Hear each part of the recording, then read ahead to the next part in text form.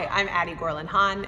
I am the director of Into the Woods here at the Arkansas Repertory Theatre, and it is wonderful to be here with you today. To me, the entire play is about the fact that there's no such thing as a happy fairy tale ending, and the first act ends in happily ever after, but the second act explores the fact that that is unrealistic and there is a story beyond. And so we have decided with this production to really lean into that second act and to reiterate that these lessons and these stories, particularly in that second act, pertain just as much to kids as to adults. We begin our production in a children's library. But we don't begin it in any library, it's a very specific one. We were researching Little Rock and we learned about the Hillary Rodham Clinton Children's Library and Learning Center. And so we asked ourselves, how can we base this set on this amazing location, on this amazing building in this amazing town? And we thought, okay, well maybe we set it in the children's library, but we merge it with the magical forest that's described by Sondheim and Lapine, the writers of the play.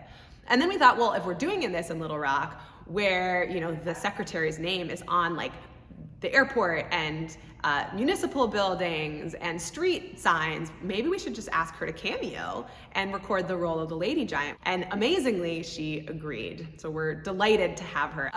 So back to the library, books serve as a motif across the entire production. We're gonna have huge books painted on the back walls. It feels like the library. We've got book pillows that are part of the wolf bed. We've got book birds that come in. We've got images from the books on the costumes. And then in casting, we got really excited that Monica Clark Robinson, aside from being an awesome actor, is also a local children's book writer, and she's gonna be the narrator of the production.